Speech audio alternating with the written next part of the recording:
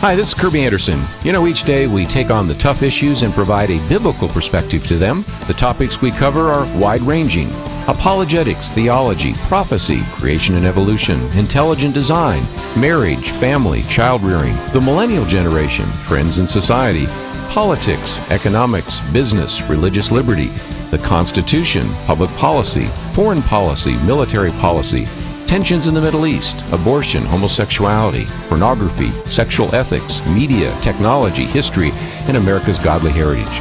We talk about anything that affects your faith, your family, or your freedom. So don't go anywhere, because Point of View starts right now.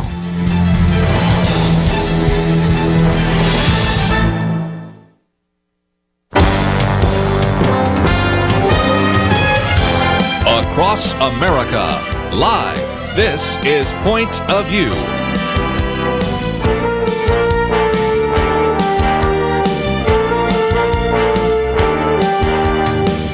And now, Penna Dexter.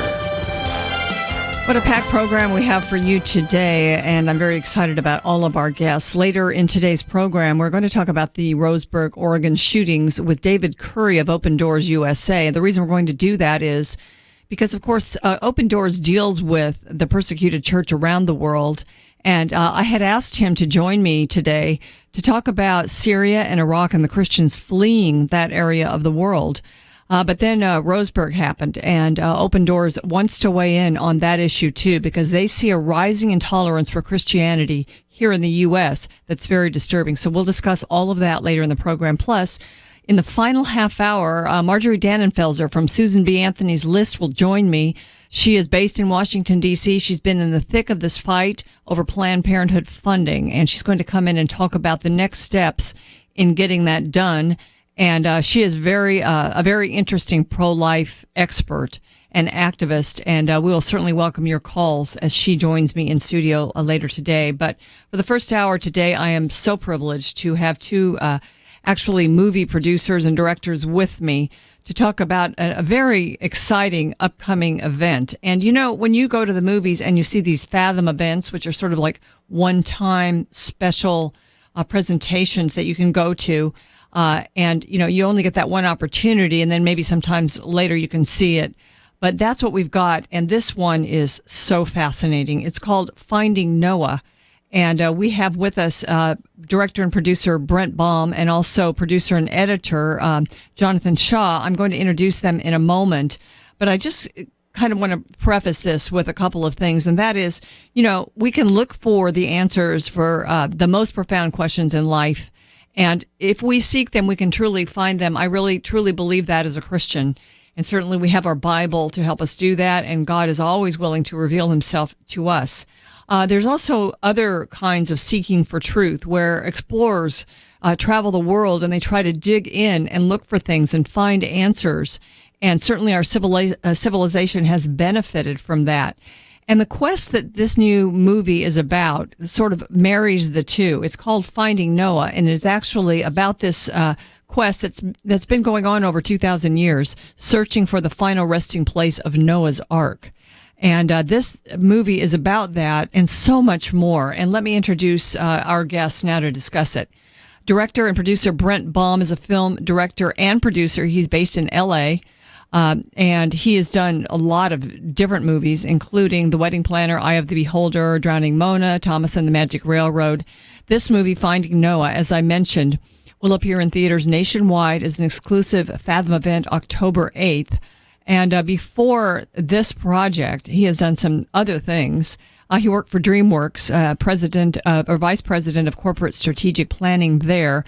And he also founded a group called Destination Films that did a lot of good work. Our other guest is Jonathan Shaw. He's producer and director. He's really a veteran in Hollywood. He's done many feature films, TV programs, documentaries, and commercials, and lots of documentary work. Besides co-writing and editing this film, he serves as producer also on Finding Noah. And thank you, gentlemen, for joining me today. Thank you. Thank you, Penna. Thank you for having us here. Well, it's good to have you both. And I guess let me start with you, Brent, and just ask you, because as I watched this movie, it occurred to me there are a lot of people involved, and we'll talk about some of the players.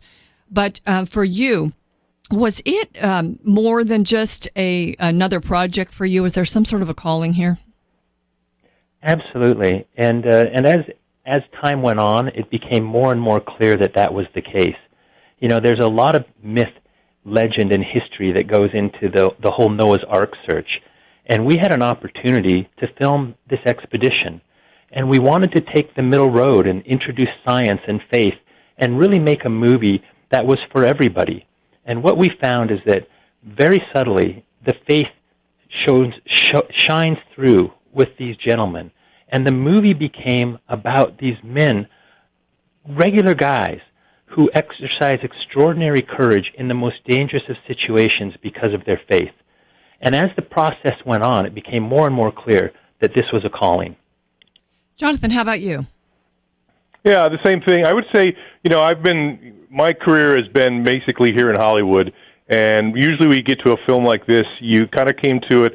It just fascinated me when I met the guys. They had come back from Turkey with all the footage, and it's really made me kind of delve into Noah, Christianity, and looking at my faith. And so it's been a really wonderful experience, and I'm really glad to have come to this. And it's almost like Brent and I talk often. It's like we feel the hand of God moving us in certain directions. And I can't tell you, Penn, I'm in a great place right now. We're so excited about Thursday. So this has really been a blessing to me, and we've both put all our Hollywood skills into work here to make a piece of entertainment first, because we believe that, you know, when you have entertainment and the message is contained within the entertainment, then you're getting your message out there to a broader audience. So I feel very blessed to be here. Well, having watched it over the weekend, I agree. And I guess my first question is, and I'll start with you, Jonathan, about this, because Thursday is the day of this event. Why only a one-night event for this? Well, you look at it, it's really kind of this is a great idea, one night.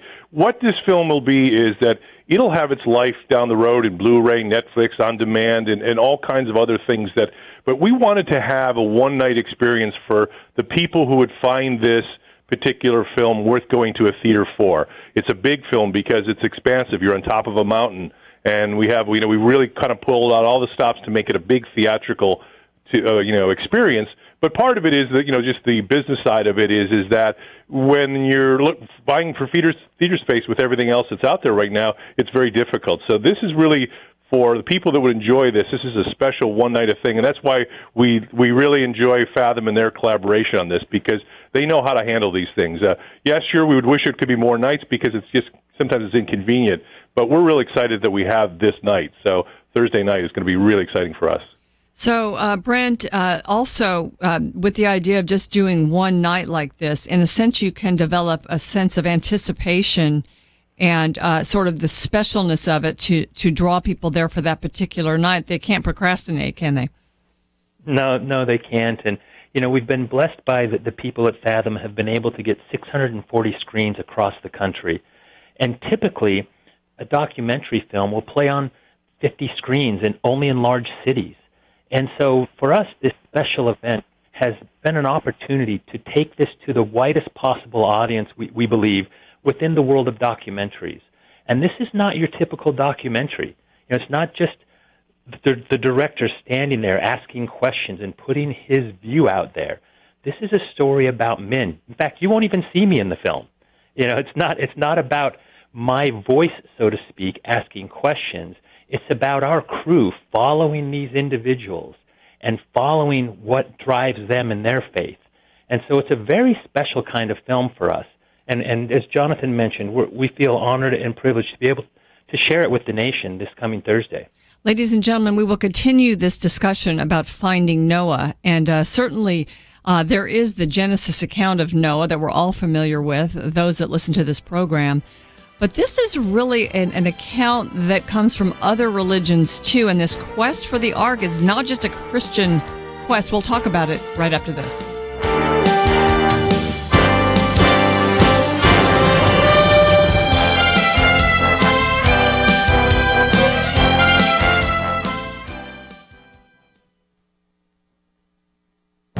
This is Viewpoints with Kirby Anderson.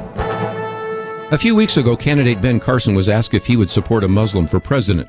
Probably the best response would have been, no Muslim is running for president this year or in the foreseeable future. It's a very hypothetical question, Chuck, so let's get back to serious questions of our day. Of course, that's not how Ben Carson answered, and of course received a huge flap over his response. Now that some of the controversy has died down, I want to talk about the more relevant question. Could we support a candidate running for office who is Muslim? We don't have any Muslim candidates for president, but we do have some that have run for Congress and many others who have run for state and local offices. Here is where some level of political and spiritual discernment is necessary. Let's first look at the extremes. On one hand, you have an Orthodox Muslim candidate who is Sharia observant and believes that the only foundation for the law is the Quran. He believes that the Quran, the Hadiths, and the pronouncements of various imams are binding not only on him but on every person, and is calling for a caliphate in order to bring Sharia law to the whole world.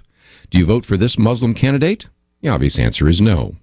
At the other extreme might be a secular Muslim who rarely attends mosque. This candidate is considered Muslim only because he was born in a Muslim country or is born in America to Muslim parents. He supports the U.S. Constitution. Do you vote for this Muslim candidate? You certainly could vote for this candidate if his or her political platform conforms to your view. In between these two extremes is the more difficult question. Being a Muslim should not disqualify a candidate. Article 6 of the Constitution forbids a religious test for public office. But that does not mean that we should vote for someone to that office if we feel that he or she has an allegiance to a religious perspective that rejects the Constitution. I'm Kirby Anderson, and that's my point of view. At 17,000 feet on Mount Ararat lies a mystery, Finding Noah, in theaters one night only, October 8th. More information at findingnoah.com.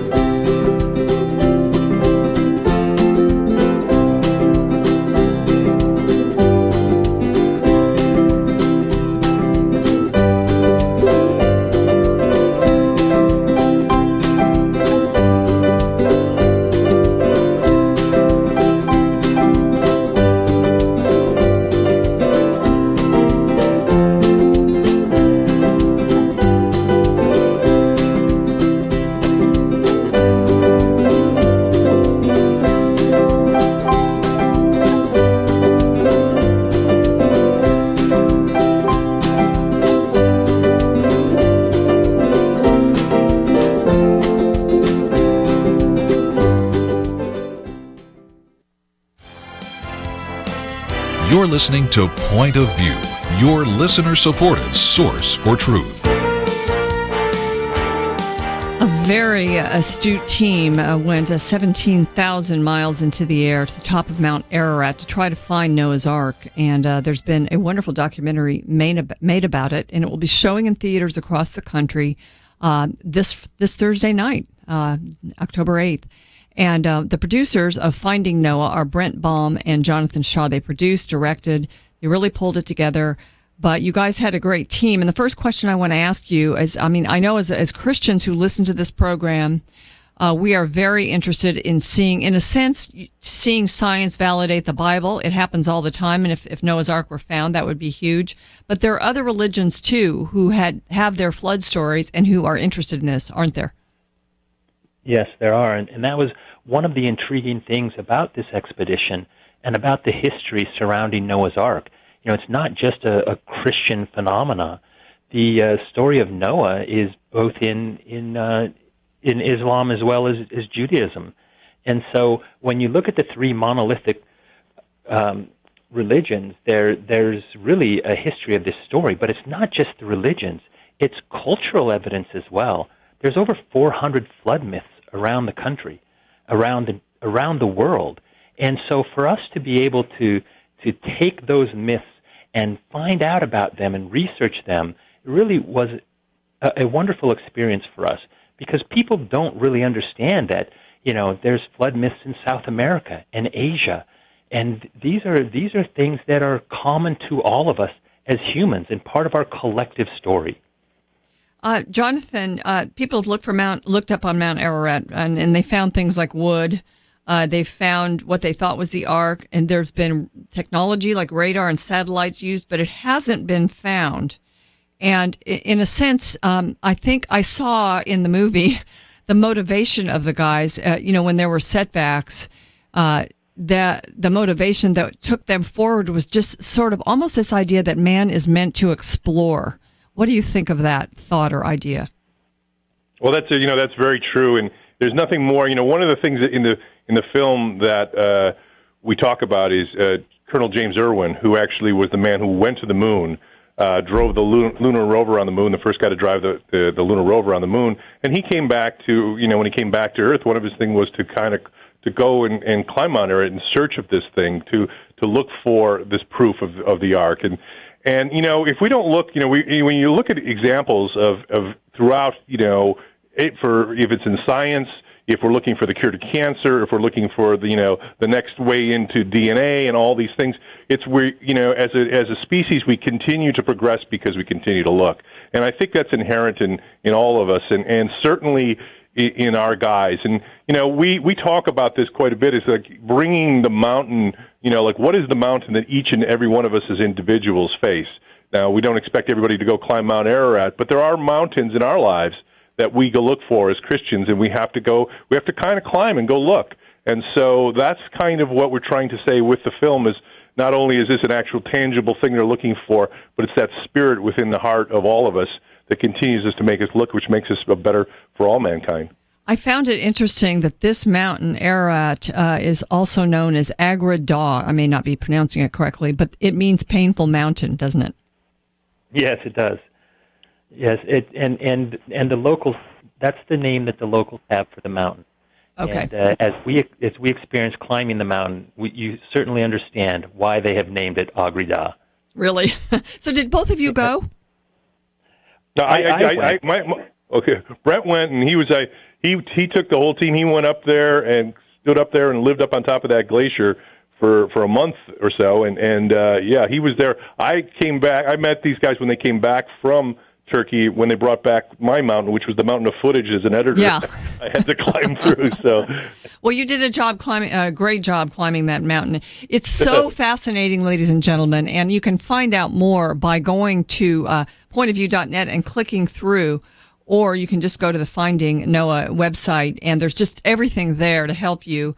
And, of course, come out on Thursday night and see it in the theater. I really do think you guys are right when you say it should be shown on the big screen because of the footage and the beauty of it.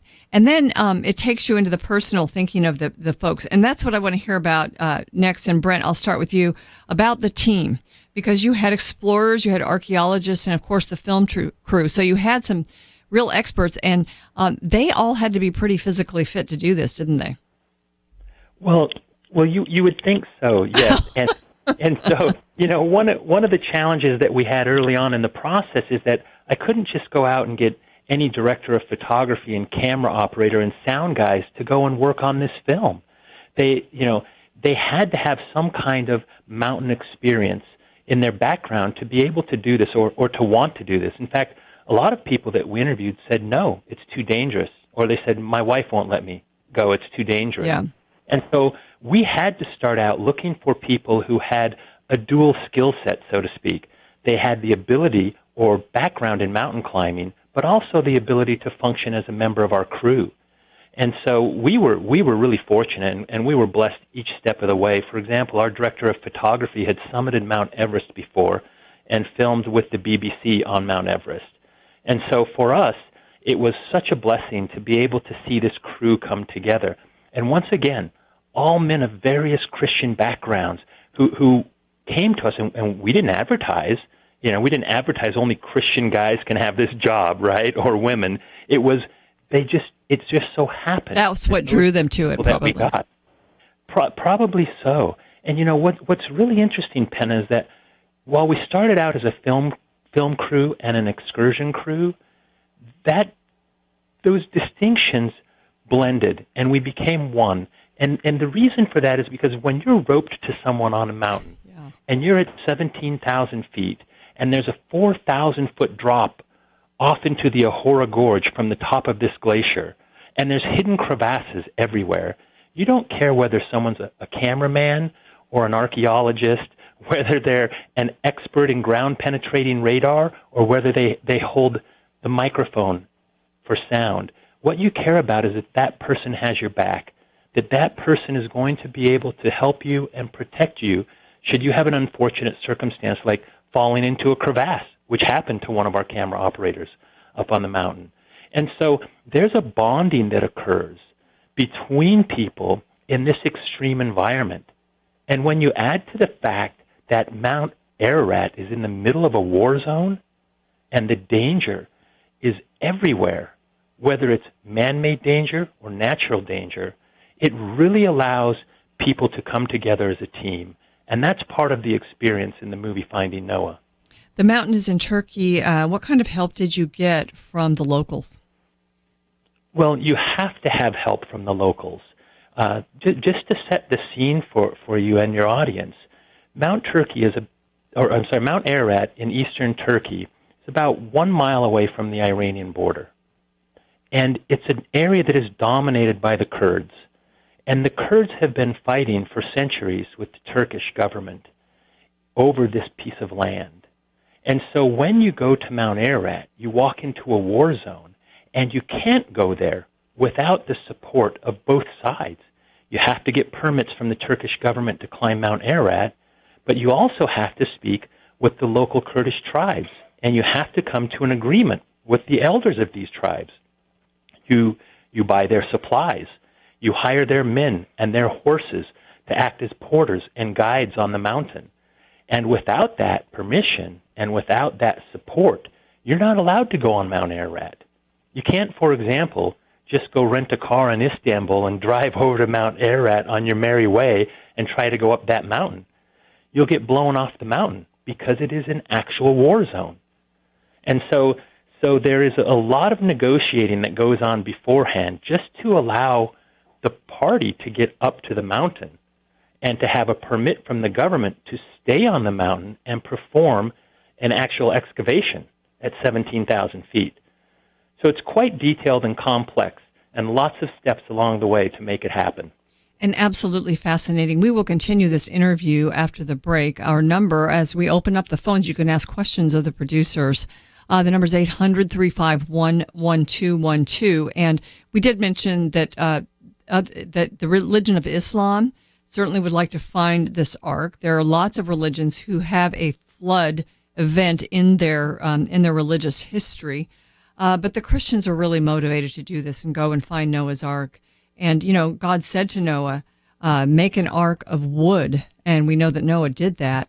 And then the rain came upon the earth for 40 days and 40 nights. And then there was a time when the ark came to rest. And it's widely believed, that the location of that resting was Mount Ararat. And that's why this group of experts and also folks on a sort of a spiritual quest went to find the ark and ended up making this wonderful documentary, Finding Noah. We will discuss it with Brent Baum and also Jonathan Shaw, and take your calls right after this.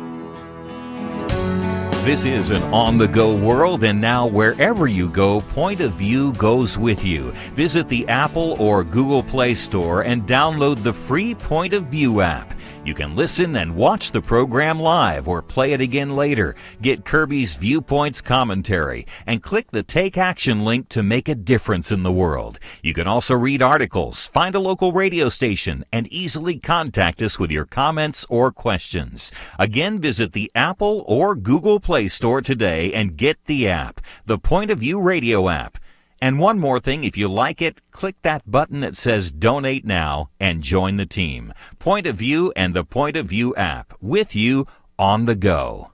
At 17,000 feet on Mount Ararat in eastern Turkey. We see it in every culture. The flood was a common story told, and there was an ark that saved humankind. Lies a mystery that could change the way we look at the world. Let's go find an ark. Presented as a Fathom event, Finding Noah, an adventure of faith. We knew we were on the brink of what could be the greatest archaeological discovery so far. Witness the journey. Finding Noah. One night only, October 8th in theaters nationwide. FindingNoah.com.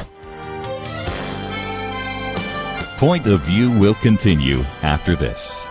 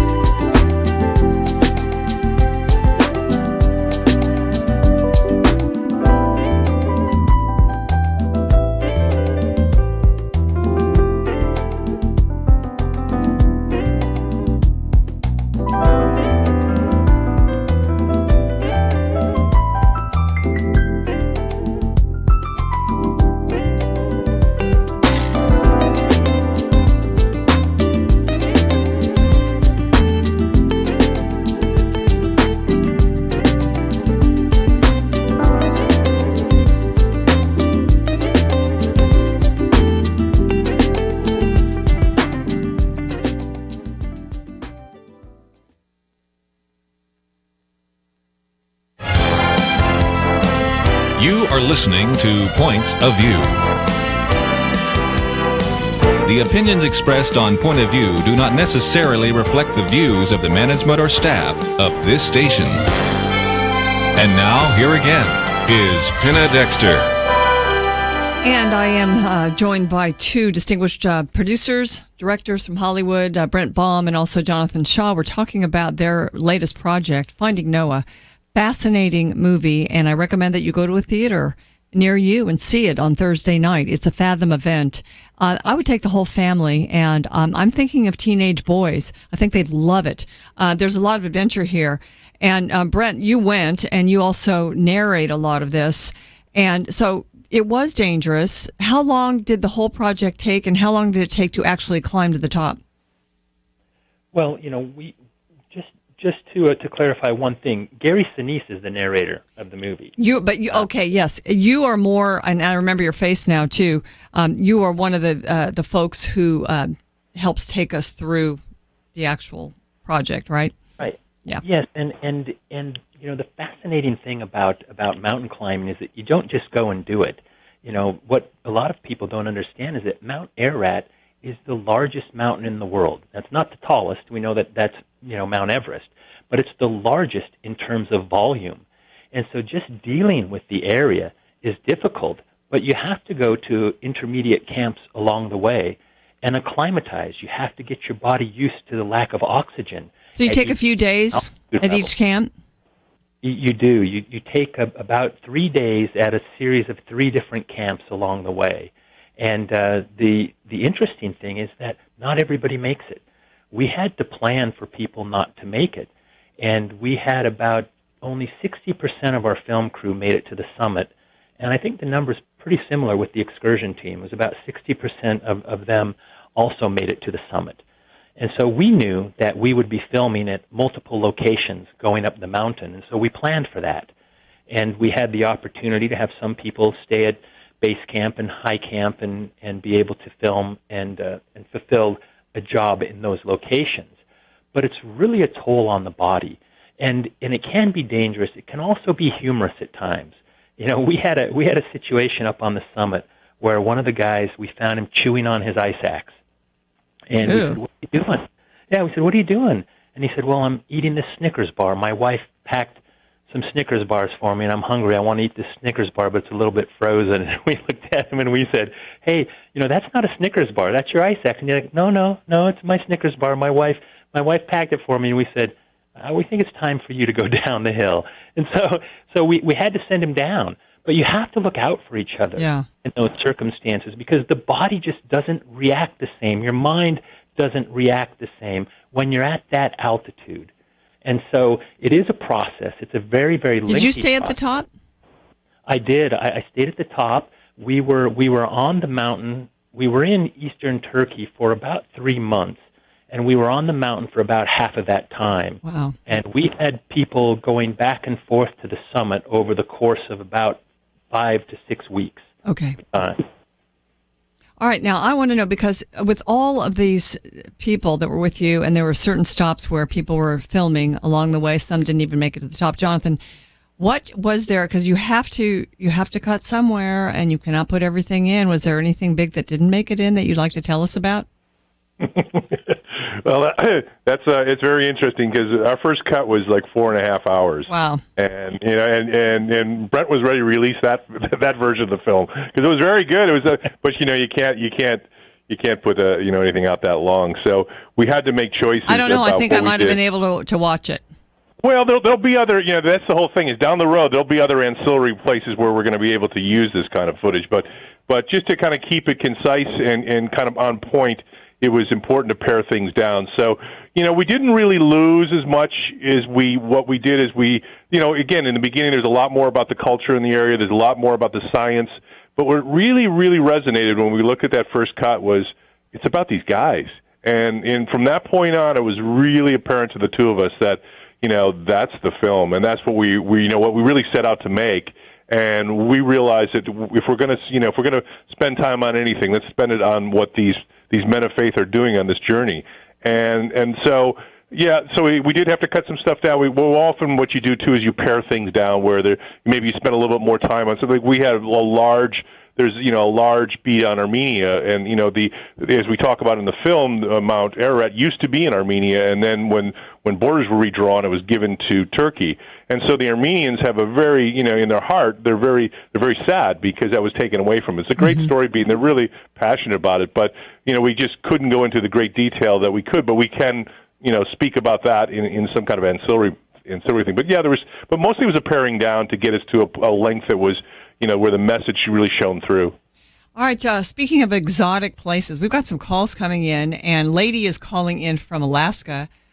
She's listening in on KJNP, although Andrew and Catherine, I'm not able to actually get her. I don't know if that's because we have two guests or if you can help me there.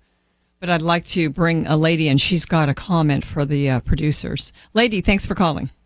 Yes, ma'am. Thank you for taking my call. Sorry. My question is, we're hearing about the adverse conditions and what all endeavor it takes to get to Noah's Ark.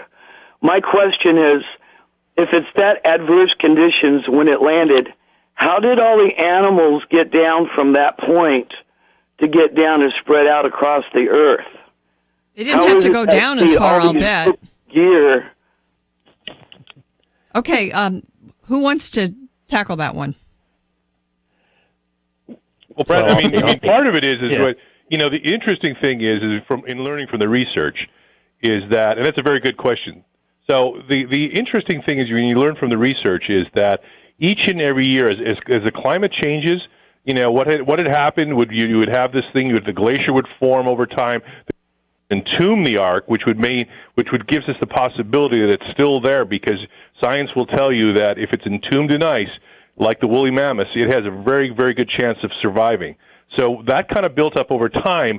But what happens is that when the Kurdish people that are there, when the ice cap starts to melt in summertime, they take their herds and they kind of go up the mountain to basically so they can where the pastures are greener. So there is a kind of a whole way that this could have happened and traversed. It's when you get up there to the top, it's to get down to, and Brent can speak a little bit more to this, but when you get down into the certain areas, it's still rugged terrain and stuff, but there are there's shepherds up there with their goat herds. There's people up there, so it's a pretty treacherous thing, but it's not impossible.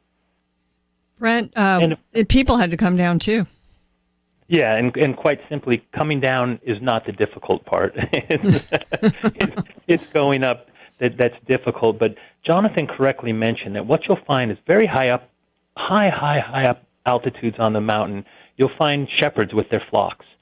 And it's not uncommon for them to go up there late in the summer because that ice cap that's melting is the only source of water in the region. And as the desert below dries up in the course of the summer, you'll find them in late August and early September high up on the mountain. And so it is an area that can be navigated much more easily by animals than by humans, I think. Okay. Talk about what you were looking for, because, are you looking for one intact ark that might have been preserved, pieces? I saw in part of the movie there was actually testing of the soil to find the oils that were the resin, the pitch, that God actually instructed to be put on the whole outside of the ark. So those are all some of the things that you're actually seeking, correct? Absolutely. And so the expedition starts out with really, it starts with satellite photography, and the satellites look at the mountain, and they had some areas of interest, and those areas of interest in this case were on the eastern plateau right off of the summit, and so the team goes up to the eastern plateau, and they conduct ground-penetrating radar experiments over the ice to find anomalies in the ice, what they think might be pieces of an arc that's been broken up over time as it exists in this glacier that's slowly moving toward the edge. And what a lot of people don't know is that glacier drops off a 4,000-foot drop into what's called the Ahora Gorge. So there's a lot of speculation that the ark might be down in the gorge, but portions of the gorge are just impassable. You can't get in there. It's just too dangerous.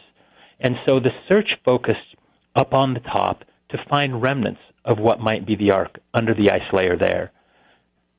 A wonderful adventure, ladies and gentlemen, and an adventure movie and story that actually took place and happened, which makes it even more fascinating. Again, I want to recommend to you, first of all, go to pointofview.net, and you can click through. You can see the pictures and bios of our two guests, Brent Baum and Jonathan Shaw. And you can click through to the website to find out more about the movie Finding Noah. And, this Thursday night is the key night to be looking toward and to make your plans around going to the movie theater and seeing it. I think it would be a great family event and something that would be not only educational, it's inspirational, because as the gentleman mentioned, this is a story of the personalities and really the drive of these men to go to a top of a mountain and look for Noah's Ark. We will continue our conversation and take your calls right after this.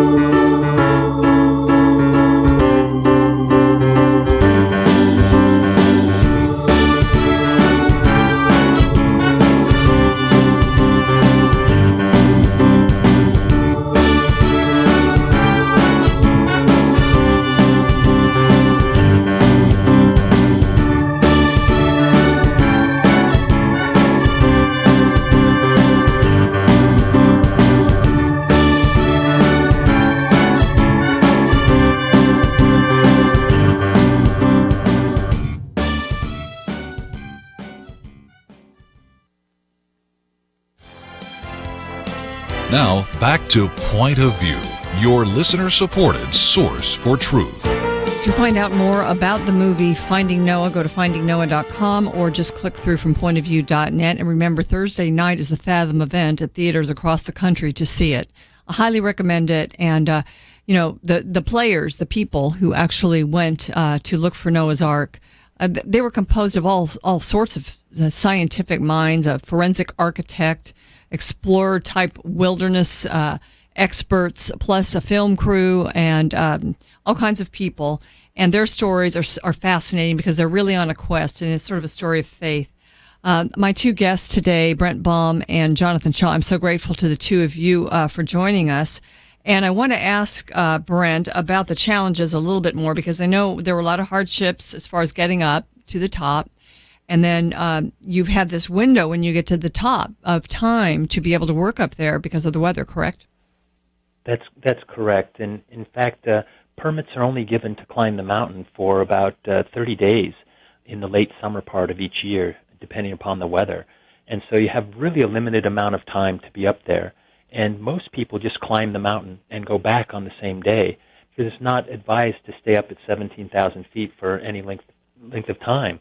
And so for us, it was a special permit, and it's really a difficult thing to live at that altitude. In fact, the grid that the scientists had put in place based on the satellite and ground-penetrating radar information was right on the edge of this glacier.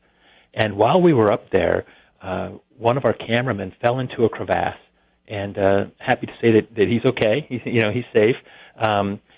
He survived that incident, but what we found out is that this crevasse cut diagonally right across the grid that the scientists wanted to explore. And so we couldn't really go past that crevasse any longer without being fully roped up. And in a way, he was your guinea pig, since he fell down. In a way, he was a guinea pig in a way. And what it provided for us was a demarcation where, these guys are on the top of a glacier and they're drilling down 30 meters into the glacier. And the whole time I was standing there, I was thinking, don't drill into this ice cap. What if it cracks? Wow. What if all of a sudden we're sliding off the top of this mountain because of these drills? But it didn't faze these guys. And so, to be able to film them and to be able to see them operate in these extreme situations was really fascinating. And I hope that people, when they see the film, can feel this. They can feel the altitude, they can feel the cold, they can feel the wind, and that's what we wanted to show. Well, you did a great job. Let's go to Eileen in South Carolina, listening in on WLPE. Hi, Eileen. Thanks for calling. Hi, Penna. Thank you. I had a question if the gentleman had ever heard of Ron Wyatt, of Wyatt Archaeological Research. Did he look for the Ark? In 1977, he made his first trip to Ararat, and on June 20th, 1987, Turkey announced the discovery of Noah's Ark and dedicated it and the surrounding area as a national park. And they actually have a visitor center. But right after that, the war broke out between the Kurds, and so no one was able to get in there. But he actually found, I have a documentary on it. And Jonathan, don't you cover that a little bit in this? Yeah, we talk about that in the film. And, Eileen, what it is that, first of all, it was fascinating because, one of the things that, the Ron Wyatt thing is, one of the things is that in the Ark, in the Bible, we talk about the dimensions of the Ark, and they talk about it being in cubits. So there's all this research that went into what a cubit is and everything else. And so they found out they have what we consider to be the dimensions of the Ark, what we think it is based on what God told Noah to build. And so it so happened that there was this Ark-like shape in not on the mountain, but down more towards the flatlands, but that stuck out. And it's so interesting because it looks just like an Ark, and it has the dimensions just like an Ark. Fascinating. But unfortunately, what's happened is that the research that's gone back, people have gone back and we talk about this in the film, but unfortunately, there's nothing there to prove that that's the Ark. In fact, it's a thing called rhyolite, and it's a geological thing where there's other places along the base of the mountain too where you actually see these types of outcroppings. And although this one looks fascinatingly like an Ark and almost the dimensions, it's been proven that that's not the Ark. Oh, is it? Because Galbraith Labs did they investigated the ribbons that they found, 13 lines of metal, and also they found Los Alamos National Lab investigated it also. Mm-hmm. And the you've mountain really studied was this, haven't you? Doomsday Mountain in the place of 8, the village, and they found quite a few things. It was rather interesting. We found it fascinating, but obviously there, if that would have been the Ark, we would have not. Did you find in your expedition? Did you find an Ark-like structure in your expedition? Well, you have to go see the film. Yeah, you don't want to give away the end. Oh, okay. Eileen, thank you so much for your call. We appreciate it. You know, what's really interesting, Penna, is I visited the place that Eileen is talking about, and we took the crew there, both the scientific crew and the film crew, and it is fascinating. And part of the story here of Finding Noah is examining a lot of these previous sightings and a lot of myth and legend that surrounds the story of Noah and the Ark. And so there are a lot of locations like this around, and we visited the Noah's Ark State Park there in Turkey. But if you go to this place, there are similar walls, just like the one that Eileen is talking about, just meters away from that. And 100 meters over there, there's another formation that looks like an even bigger boat. And there's 5 or 6 of these right in that area there, and it makes it really quite interesting. But one of the things is we put a drone up in the air when we were there to kind of film all of this area. And we got a real beautiful shot in the film from that. But an interesting thing happened. We're right on the border of Iran at that location. Wow. And a phone call came in from the guard towers there in Iran, and they said, if you don't take the drone down, we're going to shoot it down. And so I immediately asked the crew to bring the drone down. But we spent a lot of time there at the location that Eileen is talking about, and people who see the film will understand better about that specific location. Well, we are coming to the end of the hour. It's been so great having you two. And I want to ask, though, each of you very quickly, if there's something I've missed that you want to share with folks to sort of lure them out on Thursday night. Jonathan, I'll start with you. Well, like I say, what you'll find is a testament of faith. You'll find like what Eileen talks about. As filmmakers, it's our job, especially documentarians, to go in and look at all those things, because we wouldn't be doing our job if we weren't. But I have to say that, it's a cinema experience. When you're on top of a mountain, it warrants seeing it on the big screen, and we encourage everybody to go out and see it in the theaters, because it's really where you get the true effect of what it's like and what these men have gone through, and hopefully you're very, very entertained. Well, I agree with the big screen, because I watched it on my little MacBook Air. And I was frustrated, so I can't wait to see it on the big screen. Let's go. Brent, yeah, what's your word on this? Well, for me, what I want to be able to do is give the American audience a glimpse into the hearts of these individuals. When you spend time with them on the mountain and you film them, and then you spend subsequent 18 months going over this footage and interviewing them again, you start to understand the faith that drives these men, but also the courage. And what I would say is, go see the film, because I want you to meet these men that I met and to see their courage and their faith in action. Well, it's portrayed beautifully. Thank you, gentlemen, so much for joining me today, and really for making this great piece of work. Thank you for having us, Penna. Pleasure. Ladies and gentlemen, Thursday night in theaters across the nation is the Fathom event. I recommend you go. I don't think you'll be sorry. We've got a lot more here on Point of View. We'll be back.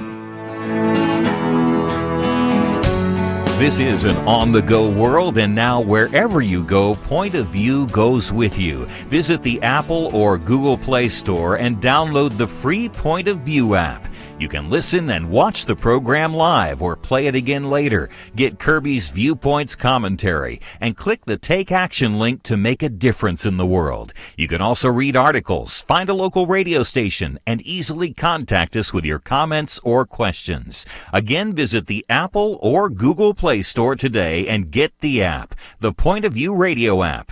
And one more thing, if you like it, click that button that says Donate Now and join the team. Point of View and the Point of View app, with you on the go.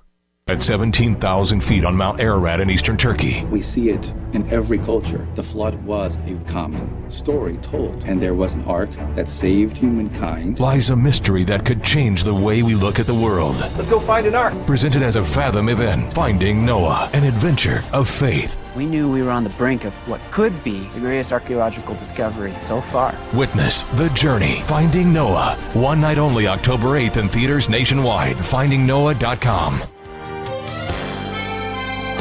Point of View will continue after this.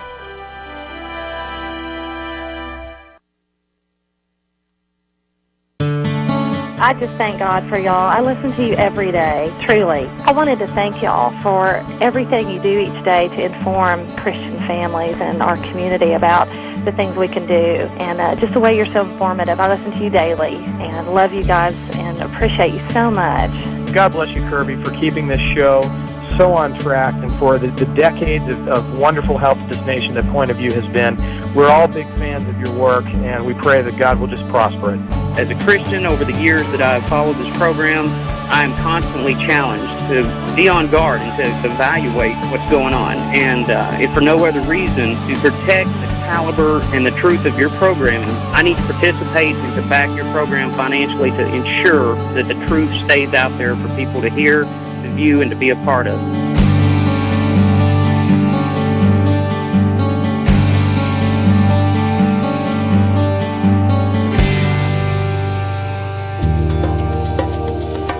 This is Point of View Radio.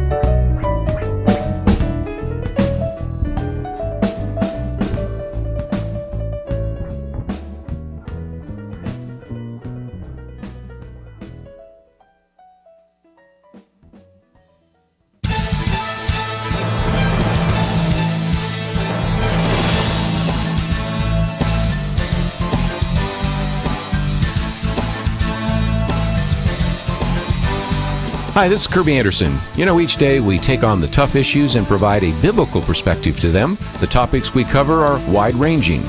Apologetics, theology, prophecy, creation and evolution, intelligent design, marriage, family, child-rearing, the millennial generation, trends in society, politics, economics, business, religious liberty, the Constitution, public policy, foreign policy, military policy, tensions in the Middle East, abortion, homosexuality, pornography, sexual ethics, media, technology, history, and America's godly heritage.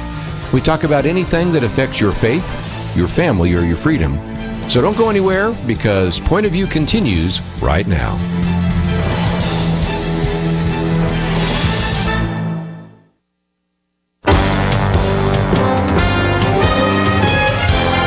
Across America, live. This is Point of View.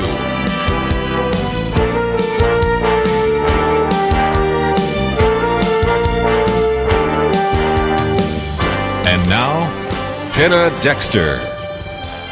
Well, ladies and gentlemen, as the nation focuses on the tragic events of last week, as 9 students were shot, really lost their lives in Roseburg, Oregon. And many of them were asked and answered in the affirmative if they were Christians. Those were shot in the head. Others were shot in the leg. And so this is religious persecution. It's really martyrdom for their faith. And, Open Doors, wonderful organization that helps the persecuted church around the world, says that currently some 100 million Christians are persecuted for their faith across the world. And they are predicting that 2015 will be the worst year for persecution against Christians in modern time. That is, it's tragic, and we try to cover this on Point of View, but the fact that this happened last week was a surprise to me. I had already asked our producers to invite David Curry, president of Open Doors, to join me so we could talk about Christians fleeing Iraq and Syria and the refugees coming out of the Middle East. And then this tragic event happened here in the U.S. So we've got a couple of big topics to talk about. And David Curry is with me. He is president of Open Doors, also CEO. This organization, it's been around for a long time. It advocates on behalf of those who are persecuted for their Christian faith. And they help Christians living under or facing restriction while encouraging them to remain strong in their faith under harrowing circumstances. They equip persecuted Christians in more than 60 countries by providing Bibles and training programs to help women and children who've been marginalized because of their beliefs. Listen, we're coming into that category, ladies and gentlemen. We're not where some of these other countries are, but I think we need to be warned. Anyway, David Curry, thank you so much for joining me. You guys, I followed you for almost my whole life. I've loved Open Doors, and I'm grateful for the work you do, and thank you for joining me today. Penna, thanks so much for having me on. I so much appreciate it. I first got introduced because Brother Andrew, his book, God Smugglers, was so fascinating, and I read it, and I actually got to go to Amsterdam, to the Open Doors headquarters there when I was many, many years ago. And so that's given me a love for your organization. But I just want to major first on ISIS and what's going on, because the last time you joined me, we talked about it, and the situation is just, the numbers have just been increasing, haven't they, of Christians leaving? Yes, I mean, what you have in the Middle East, in general, and in Iraq and Syria due to ISIS, is just some very, very difficult situations for Christians, because you have a radical Islamic group which has seized a giant swath of land and has used it and has really spoken to their priority as pushing out Christian faith within the region. Now, you won't hear that always in the State Department press releases, because they have marginalized this as a driving force in the scenarios, but it is the driving force. Islamic State has said, we don't want Christian faith in this area. We're going to create a caliphate, an area and a rule under Islamic extreme Islamic law. And so you have a very difficult situation in Iraq and Syria together. There's somewhere around 300,000 Christians who are refugees, pushed out of their homes, lost everything. Many people have heard the kinds of tragic and horrific stories that happened under the Islamic State regime. They are true. Generally speaking, there are a lot of horrific things that have happened. But now here we stand 16, 17 months later. These 300,000 Christians are still in refugee camps, and they're needing help, prayer support from fellow believers, but also practical help in order to help stay in the region or try to find some way to rebuild their lives somewhere else. And certainly as a strong and wealthy country, we also encourage our government to be involved. And it's been disturbing in a sense that this one position that was supposed to be such a help in this arena, which is a special envoy for religious minorities, was left empty for nearly a year. Finally, someone was appointed. Are you happy with this appointment? We are happy. Open Doors was petitioning. We gathered thousands and thousands of signatures to try to get this position appointed. The Obama administration has been very slow. They're saying all the right things all along, but they've been very slow to first appoint anybody to address this within the State Department, and then specifically this special advisor for religious minorities in the Near East and Southeast Asia, which is a mouthful, but essentially what it is a point person to try to determine where we begin to help persecuted Christians within the Middle East and within this area is affected by the Islamic State and Boko Haram and so forth. For whatever reason, they haven't been responsive. And I think part of it, Penna, is that they have a scenario in their mind that they've said this is a larger political issue. It's not driven by religious values. But all of us, even taking a cursory glance at the situation, can know, and particularly the State Department and the administration, which has the ability to translate, just as we do here at Open Doors, the messages of the Islamic State and their stated principles, their stated goals, that the administration should know religion and ideology is driving Islamic State, that is driving their expansion, it's driving their persecution of Christians. So it's willfully looking the other way, in my opinion. Well, I think in the past, we've at least had this consensus in the country that you shouldn't wipe out all Christians in any area. And the Middle East is sort of the cradle of Christianity. Some of these countries where they're being driven out, these were Christian areas. They were parts of Paul's journeys. They have a great history. Some of the historical now monuments and artifacts have been destroyed. So it's just a major occurrence in history if that were to be allowed to, just be stripped of Christians, isn't it? And it is very true, and it's also important to remember that Christians and Muslims have lived next to each other for generations in these areas, relatively peacefully. So it's not just as if this was a new clash of civilizations that had not existed before.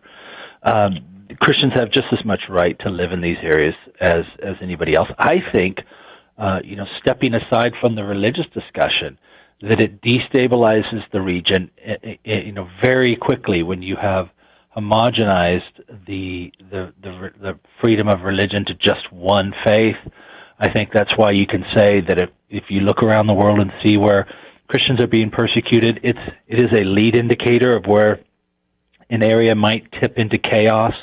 When people were talking about Iraq, what was going on in Iraq for the last decade and beyond was a growing persecution of Christians in the north. And when we tried to draw attention to it, people said it was episodic, don't worry about it. And then, of course, it tips into chaos.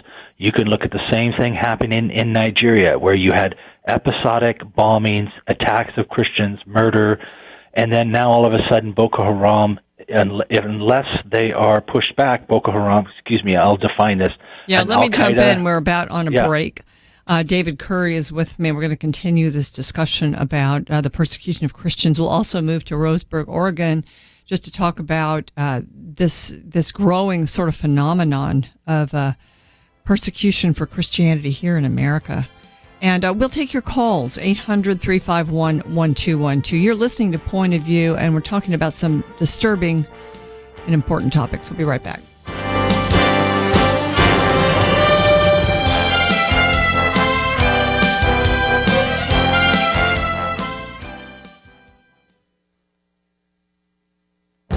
This is Viewpoints with Kirby Anderson. A few weeks ago, candidate Ben Carson was asked if he would support a Muslim for president. Probably the best response would have been, no Muslim is running for president this year or in the foreseeable future. It's a very hypothetical question, Chuck, so let's get back to serious questions of our day. Of course, that's not how Ben Carson answered, and of course received a huge flap over his response. Now that some of the controversy has died down, I want to talk about the more relevant question. Could we support a candidate running for office who is Muslim? We don't have any Muslim candidates for president, but we do have some that have run for Congress and many others who have run for state and local offices. Here is where some level of political and spiritual discernment is necessary. Let's first look at the extremes. On one hand, you have an Orthodox Muslim candidate who is Sharia observant and believes that the only foundation for the law is the Quran. He believes that the Quran, the Hadiths, and the pronouncements of various imams are binding not only on him but on every person, and is calling for a caliphate in order to bring Sharia law to the whole world. Do you vote for this Muslim candidate? The obvious answer is no. At the other extreme might be a secular Muslim who rarely attends mosque. This candidate is considered Muslim only because he was born in a Muslim country or is born in America to Muslim parents. He supports the U.S. Constitution. Do you vote for this Muslim candidate? You certainly could vote for this candidate if his or her political platform conforms to your view. In between these two extremes is the more difficult question. Being a Muslim should not disqualify a candidate. Article 6 of the Constitution forbids a religious test for public office. But that does not mean that we should vote for someone to that office if we feel that he or she has an allegiance to a religious perspective that rejects the Constitution. I'm Kirby Anderson, and that's my point of view. At 17,000 feet on Mount Ararat lies a mystery, Finding Noah, in theaters one night only, October 8th. More information at findingnoah.com.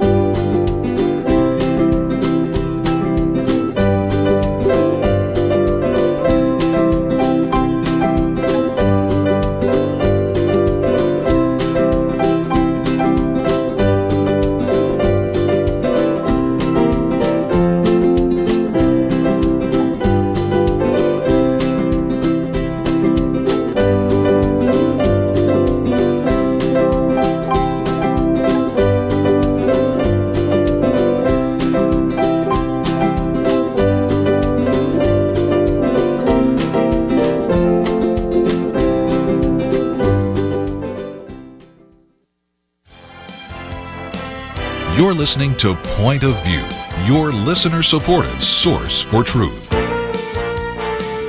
This is a statement coming out of Open Doors USA saying Open Doors USA is grateful for the appointment of Knox Thames, this means, he says, that someone in the State Department will be dedicated to hearing the plight of those suffering due to religious persecution, and hopefully a voice in the government to provide aid. And we've talked about ISIS and certainly how they're just chasing the Christians out of Syria and Iraq, but also Boko Haram in Nigeria. And we were on that topic. David Curry, CEO and president of Open Doors, is with me. And David, what is the situation?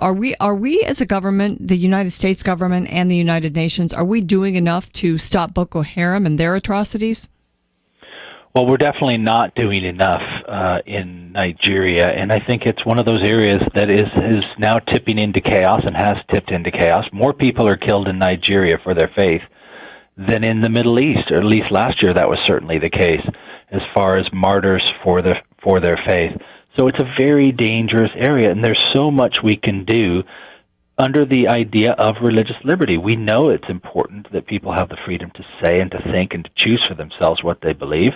Christianity is not trying to force people into a belief system, as extremist Islam is in this case, and other times it's dictators and their political agendas which are trying to suppress Christian expression, so it's not just extremists. But I think it's certainly the case in Nigeria, and we need to do more to try to maintain the freedom of people within the north of Nigeria, because otherwise you're going to see this go south in the African continent, and it will be a major, major issue. You have a very young continent there. You have a lot of corruption within the government. It's going to be a major factor for us in the decades to come if we're not careful. So, ladies and gentlemen, Open Doors is a humanitarian organization, but one of their great concerns is for security, national security for these countries, for our country. And there is so much to be done, so much aid that can be given privately and also through government and international aid. And the need is great. David, I want to go now to this shooting, and I know Open Doors weighed in on it. We've got a different climate here in this country. I mean, I wouldn't say we have a climate of Christian persecution as we have in the countries we've been discussing, but certainly there is hostility toward Christianity that's just growing here, isn't there? There is, and I think it's very disconcerting. I really believe we have to be careful whenever we try to equate the sorts of pressure or cultural issues that we have going on in the United States with what might be happening in the Middle East or in North Korea, because it is different. Yeah. But in this case, you have something that is directly correlated to what has happened, let's say, last year in Nigeria, where an extremist walked into a school in Garissa, Kenya, and divided up the students between Christians and Muslims and killed the Christians, 180 of them. You had a similar sort of thing happen last week in Oregon, and you can begin to see, Penna, and this is not alarmist discussion here, this is reality. You can begin to see the kinds of things that might happen. It will be legal pressure, it will be political pressure, it will be cultural in the sense that they're going to view and try to explain Christians as the bigoted group, as people who are trying to oppress everybody, and of course we know that's not the case. And you'll have these kinds of violent incidents. I think churches and pastors and leaders within these communities are going to need to think about these kinds of scenarios more and more, unfortunately. Yeah, I think in this country, in a sense, Christians are demonized as haters. They have to somehow find a reason and a way, and they found a way, to categorize believers as haters of other types of people and intolerant and things like that, whereas there's no such excuse given for the slaughter of Christians in the Middle East or in Nigeria. It's just done in the name of religion, and it's massive, and it's very disturbing. But, I look at this one, and I thought about the stoning of Stephen and these kids who said, who looked right at the shooter, and when they were asked, are you a Christian? And, I mean, they had to have known that that was going to be a death sentence for them, or at least not, be the best thing to say, but they said it anyway. And that's really brave, isn't it? It is brave, and this goes to show you that the power of faith in Jesus, that even when people know it's their last proclamation, they're willing to do it because of what he's done in their lives. And I think that's important for us to remember in all of this discussion, is let's keep Jesus at the center of this. That's what Open Doors is all about. That's certainly what I want to be all about, is that this need not be about religion from our point of view, about politics. All those things are important. We need to remember that Jesus and his ideas and his name needs to be free to be discussed wherever in the world, especially here in the United States, and we need to keep him central to this. Yeah. I mean, I just think of them, some of them perhaps just, almost looking past the immediate situation and just looking to the next world. I mean, sometimes when a person dies, they're already looking ahead, and God gives us certain kinds of grace at that time. I think so. Yeah, it just made me, in a sense, this happening here, David, made me think, it just kind of made the persecution of Christians around the world more real for those moments when I was thinking about what was happening here, because you hear it. We don't hear enough in the news about what's happening over in, to Christians. We just don't hear about it. And even when it's central to the issues of the world, there's still, I think secular viewpoints try to make it so that it's not part of the discussion because it's uncomfortable for them. I think a lot of people in the secular mindset are, sort of irritated. They don't want to be bothered at a cocktail party with somebody telling them about Jesus and giving them a born-again story. And they translate that. This is just my take on it, but they translate that uncomfortable thing they have in their Western mindset to, well, I guess that's how it's seen in the Middle East. And they kind of frame it in a way that justifies any sort of harassment of Christians. But unfortunately, we have to force the issue to come back to this discussion of freedom of religious expression. Do we believe that it's valuable for people to be able to study and to decide for themselves what they believe in the eternal sense? And the answer is yes. When Jesus is part of the discussion in a free marketplace of ideas, he does well. He does fine. We don't need to force religion on people, but in an equal way, we do not want religion forced upon us. David, on this program, we often ask people and warn people, sort of teach them ways in which to stand up for religious liberty here.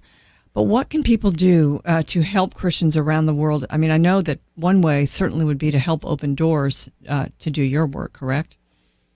Well, there's some very practical things. You're right. I mean, right now, for example, I mentioned at the top of our show that we have 300,000 Christian refugees. This is a way that Christians can support their blood relatives, so to speak. They're in the Middle East who have been displaced because of the Islamic State, and we're solving a large problem here because there's a massive refugee issue in Syria, and soon to be in Iraq. People are like, hey, we don't know if we want them over here, and where else are they going to go? Everybody's sort of fighting and trying to position themselves in this. Here's a way we can help Christians in their own country, help them stay and be salt and light in that environment. For $50, you can provide food for a Christian refugee family for a month. They're getting housing there. They're getting care. It's not going to be sufficient for the long term, but it will at least help them to stay in country and not starve to death. So I think there are these very practical ways you can do. You've got to be praying for them. I'm a big believer in that because there are spiritual answers to this, but there are also practical things we can do to help our brothers and sisters in Christ. You can click through to Open Doors USA from pointofview.net. And I would say that to me it makes a lot of sense, David, that we would want to help people in the refugee camps and help them to stay in their countries so that their countries aren't completely stripped of that Christian influence. That's right. I mean, I'm proposing that Christians begin to think about, hey, is there ways that we can help, frame this discussion? Not, no, we shouldn't have any immigrants, but maybe we prioritize the fact that Christians are being targeted in these areas. Maybe they would be, better suited within the Western population. Yeah, well, security-wise, they certainly would be. Certainly, and then we are giving billions of dollars to people like Saudi Arabia and to all of these other countries in aid. We're not requiring them to have religious freedom as part of their agenda. We need to do that and encourage Saudi Arabia to take Muslim refugees. There are lots of these things that can be done that are not being done. It's not as though we've run out of solutions. There are a lot of solutions that haven't even been tried. David Curry, thank you for the work you do and for joining me today to help educate people about this. Thank you so much, Penna. That's David Curry with a wonderful organization, Open Doors. And you can find out more by going to pointofview.net and click through to their website. And while there, you can find out about all of our guests today and also our donate button, always something great we would appreciate your making use of. We'll be right back. Why does Kirby Anderson do what he does? Because he believes in God's ability to use you to make a difference.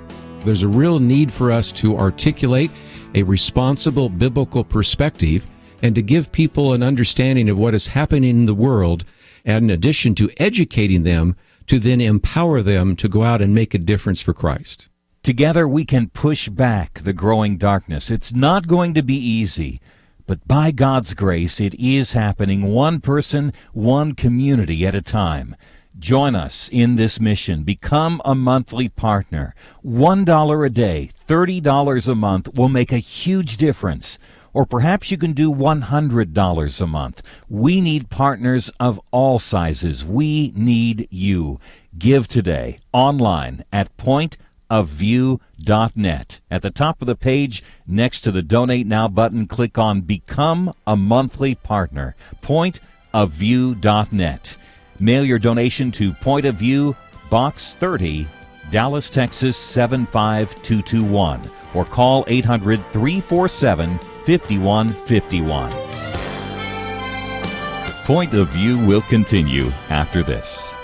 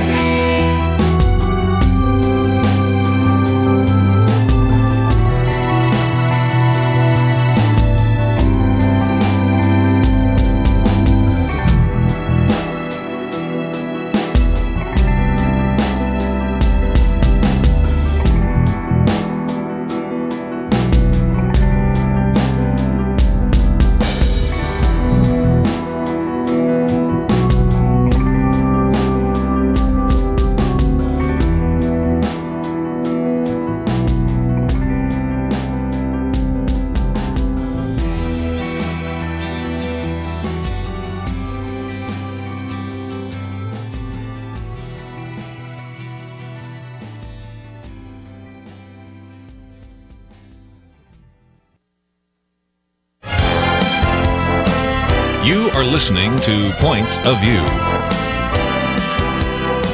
The opinions expressed on Point of View do not necessarily reflect the views of the management or staff of this station. And now, here again, is Penna Dexter.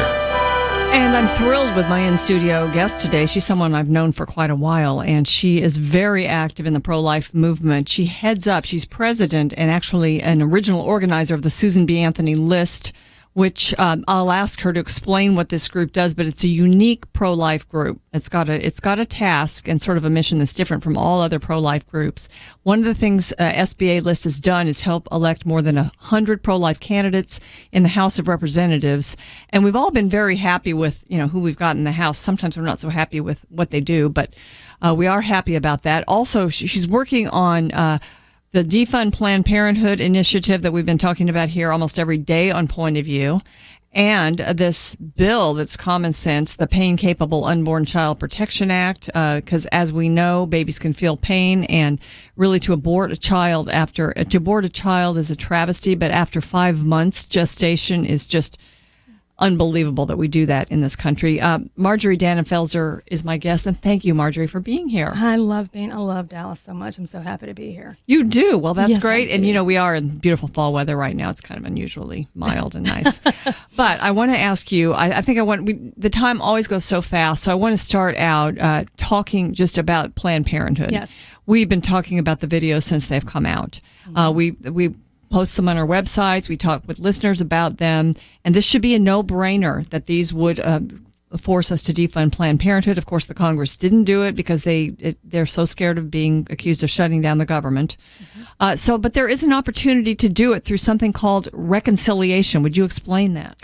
I will. And I'd also like to just emphasize the hope in this moment. And let's look at the big picture here. Since Planned Parenthood's founding and since its funding through the Congress in the early 70s, we really have not had a moment like this, not even one, where we looked this closely at the roots of Planned Parenthood, who they target, their abortion business-centered model. And this is a really, really opportune moment that really I think is God-given. I think that it's not an accident. This is happening now right during the presidential primary process, where it's important for them to be talking about it. It's happening just as a new Senate has come in, the most pro-life Senate that I have seen in my career on Capitol Hill. And then also amid all of the turnover in the U.S. House of Representatives, with a new speaker, with a new leader. So this is a really very different moment. And I don't want anyone to underestimate that, and I don't want to do it myself. So let's remind ourselves of that. The reconciliation process is the next thing that we can do to advocate for defunding Planned Parenthood. And that really boils down to a process where all of the appropriations bills are sort of reconciled, there you go, with reconciliation. And it can be passed by the House, passed by the Senate with just a simple majority, and it is not subject to a filibuster, so you don't have to have that 60 votes for cloture that has been the problem for the Pain-Capable bill and for a continuing resolution. So we have over 40 groups that have signed on to a group letter to the House of Representatives and to the U.S. Senate, pro-life organizations across the country, national level, local level, saying we want this reconciliation process used for Planned Parenthood.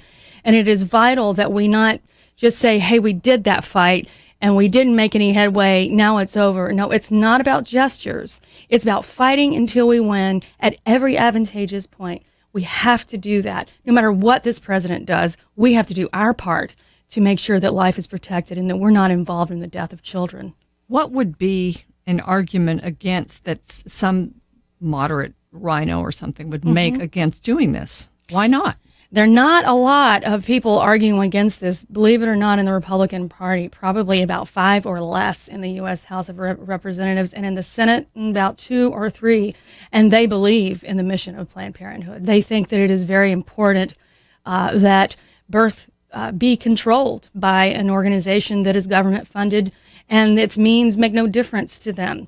One thing that in this beautiful moment that we have of clarity is that no longer can even those moderates or anybody say they don't know what Planned Parenthood does. They could get away with that for decades. Now there's just no way. You know, we had hearings last week where Cecile Richards was able to speak, where I thought I thought it was a little bit of a missed opportunity, and you were probably there, had people there. So tell me what you thought of the hearings. They didn't, for some reason, they weren't able to play even clips from the videos at the hearings, but they were able to talk about this. And, what did you think? Did you think they made some progress toward this defund issue? I think that there are a lot of important questions that could and should have been asked about her personal position on whether she believes that this practice of fetal dismemberment, of vivisection, is okay. Does she, when it's not legal, does she still think that it's a good idea for this practice to continue? I think the most important thing, however, is the fact that that the videos certainly can be shown. There's no rule against it. And I think the videos are such a great opportunity to link specific issues to specific questions, because that's exactly what they were designed to do in a very honest and straightforward way. Look, it's very difficult to be the person asking the questions. I don't underestimate how difficult that is. I just say, let's be ready. We're going to have more hearings. We're going to have a brand new committee dedicated just to examining Planned Parenthood and every abortion clinic coming up. I say, let's be ready, and let's think smart, and let's think movement-wide. I say this to the Congress and to ourselves about what should be going on in those hearings. Okay, presidential politics. And this is, let me just kind of give you the opportunity, Marjorie, to talk about what Susan B. Anthony List does, because we've got a group on the left called Emily's List, and they are...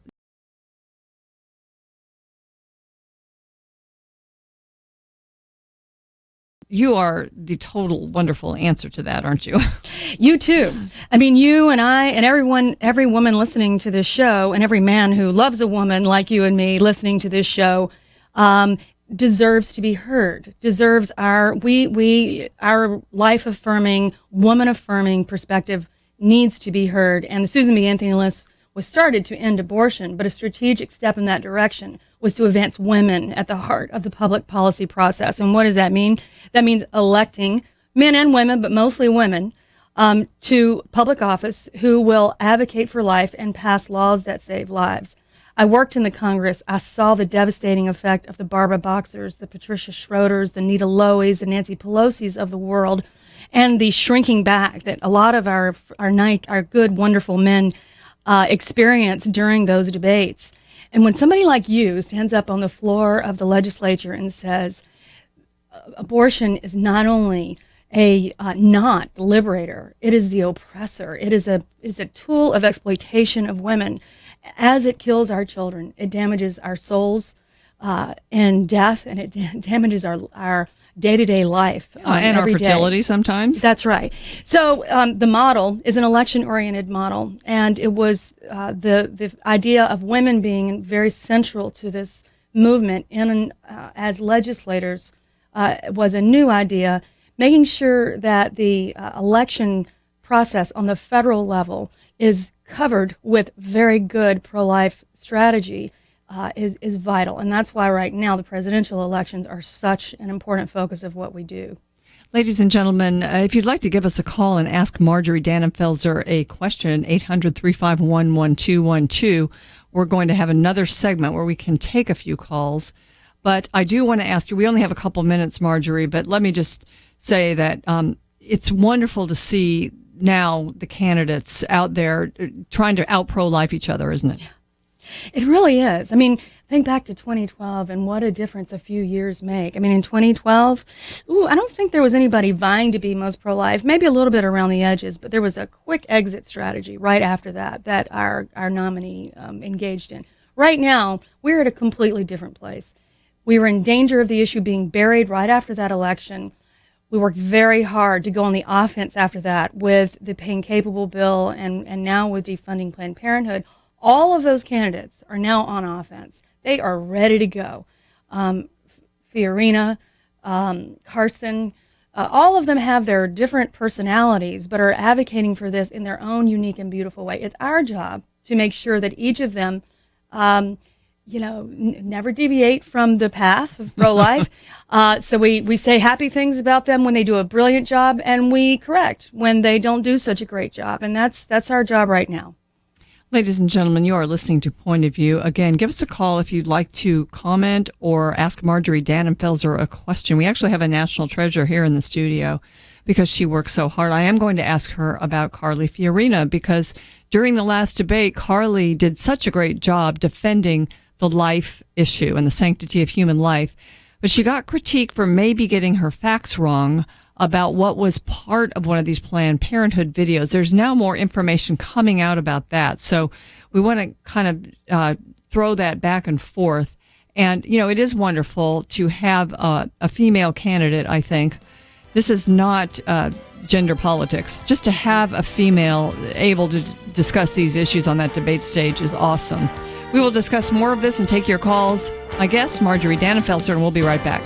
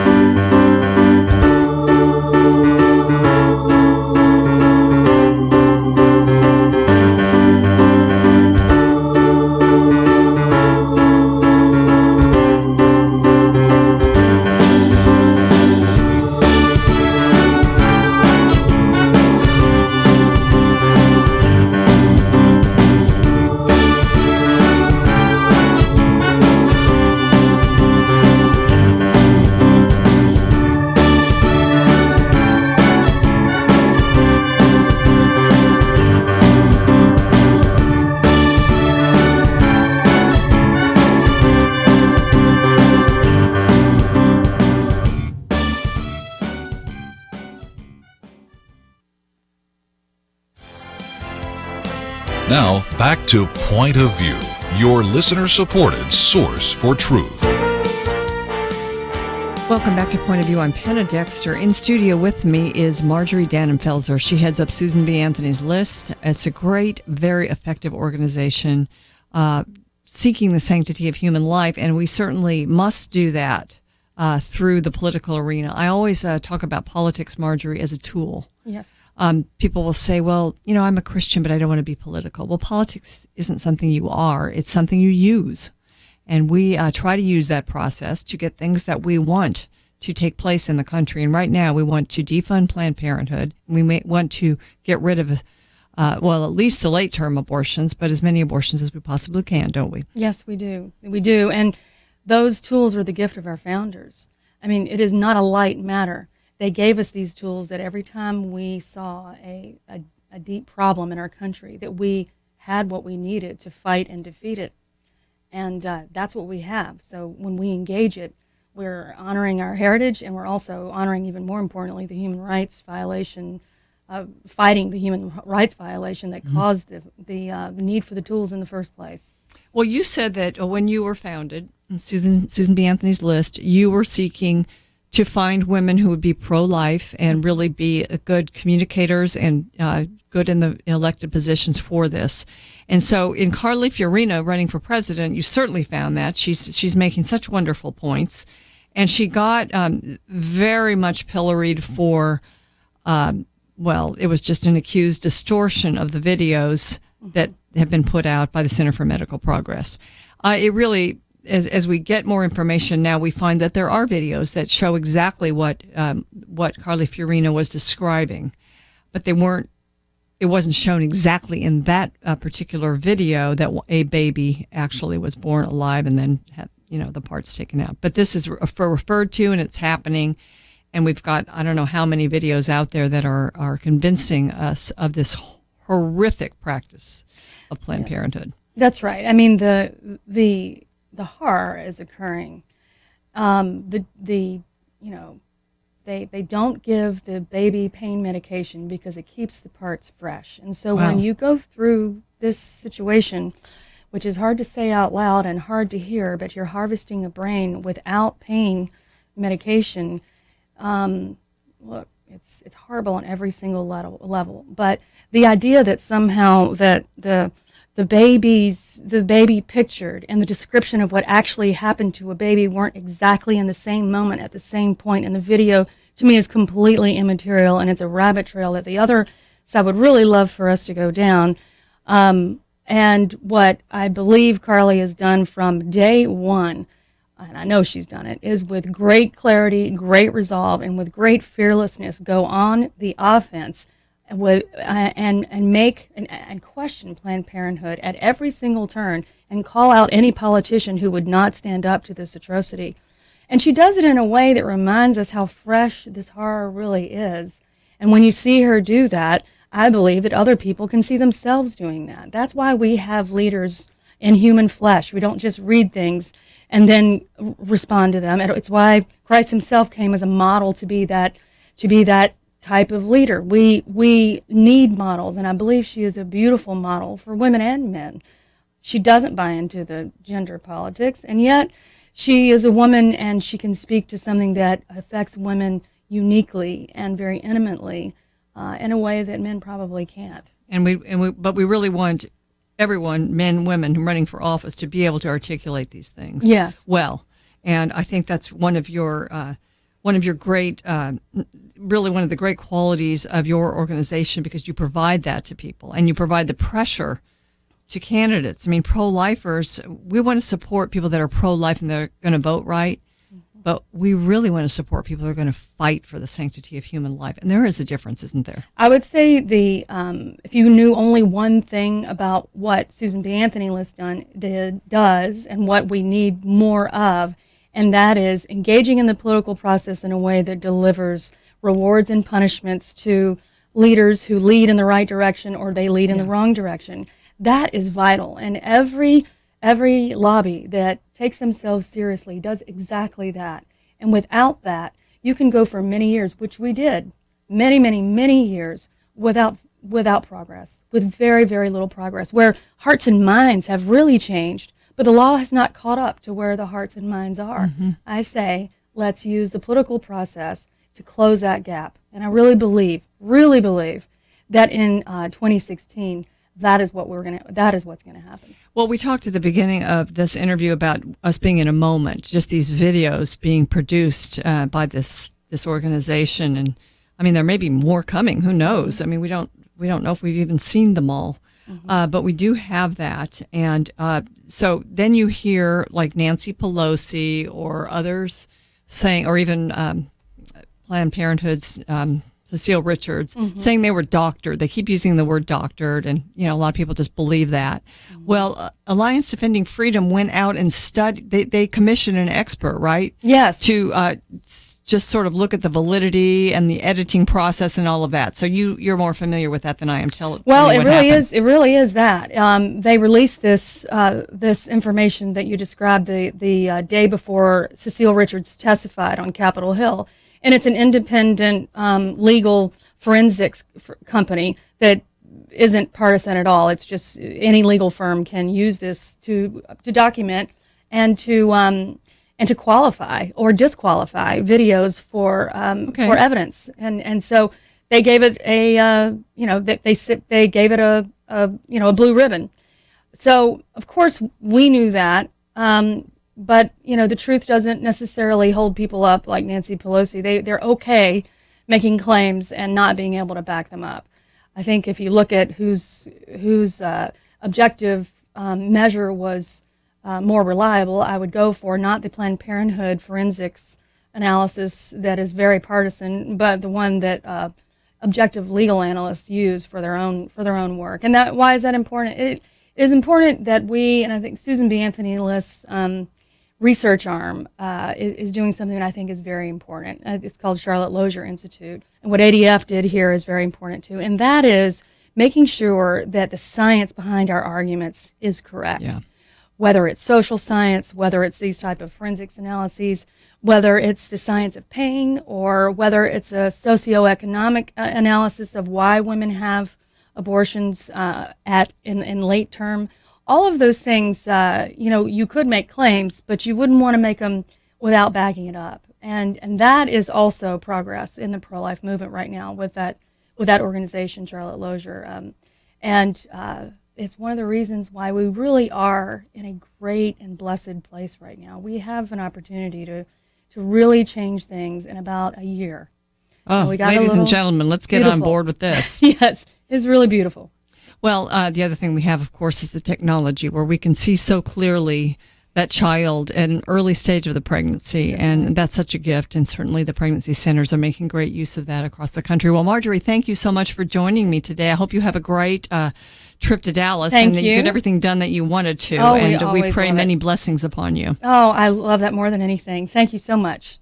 Ladies and gentlemen, you can go to pointofview.net. You can find the beautiful picture of Marjorie Dannenfelser and her bio, and you can click through to the website for Susan B. Anthony List. And I recommend that you do to find out more. This is such a unique period right now. And, as I was talking with David Curry from Open Doors in the last half hour of the program, and now talking with Marjorie, there is much that we as a government can do to just uphold the sanctity of human life, to protect human lives, to protect our religious liberty. We can do all of this. It's not that we are impotent in a country like ours, because we still have a system where we can do this. It's just a matter of paying a little bit of attention, listening to Point of View, perhaps helping us financially, and supporting organizations like Susan B. Anthony List. So we ask that you just remain engaged to the extent that you can, and join us tomorrow. Have a great evening. Now, wherever you go, Point of View goes with you. Visit the Apple or Google Play Store and download the free Point of View app.